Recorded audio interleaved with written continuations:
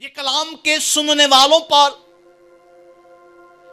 यह बात वाजिया है कि अगर आप कलाम को सुनते हो और सुनने वालों के लिए जरूरी है कि वो अमल भी करें, और अमल करने वाला जो है वो कभी भी खुद को बेयारो मददगार महसूस नहीं कर। आप अपनी जिंदगी में देख लें, अगर आप महसूस कर रहे हैं कि आपकी मुश्किलें बढ़ रही हैं, आपकी बीमारी आपको बेहद तंग कर रही है, आपकी परेशानियां दिन ब दिन बढ़ रही हैं, तो इसका मतलब आपकी बुनियाद ठीक नहीं है। इसका मतलब कि आप कलाम को महज सुनने वाले हैं, आईने में शक्ल देखकर खुद को भूल जाने वाले हैं। आप खुदा के कलाम पर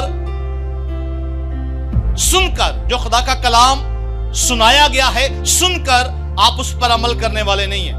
इसलिए मुसीबतें आपको तंग कर रही हैं, इसलिए परेशानियां आपको तंग कर रही हैं, इसलिए बीमारी आपको तंग कर रही है, इसलिए आप खुद को बेयारो मददगार महसूस कर रहे हैं और उलझे हुए हैं, चिड़चिड़े बने हुए हैं, छोटी छोटी बात पर आपको गुस्सा आ रहा है। उसकी वजह क्या है? उसकी वजह यह है कि आपको किसी भी तरफ से उम्मीद नजर नहीं आ रही, और उम्मीद कहां है? खुदा के कलाम में। आमीन। आपके लिए उम्मीद कहां है? खुदा के कलाम में। अगर आपका खुदा पर भरोसा होगा तो आपके पास उम्मीद होगी। अगर आप यीशु पर भरोसा रखते हैं तो आपके पास उम्मीद होगी, क्योंकि जिनके पास यीशु है उनके पास उम्मीद है। हालेलुया, आमीन।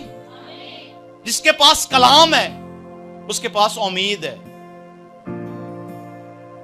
जिसकी जिंदगी में खुदा का कलाम है उसके पास उम्मीद है, और जिसके पास खुदा का कलाम नहीं है, वो जो भूल चुका है, क्योंकि वो भूल चुका है, उसके पास खुदा का कलाम नहीं है, क्योंकि वो अपनी एक्चुअल सूरत आईना में देखकर भूल गया है कि कैसा दिखता है। इसलिए वो परेशान है, इसलिए उसकी जिंदगी में मुसीबत है, क्योंकि वो भूल चुका है कि खुदा क्या कह रहा है, या खुदा क्या कहता है,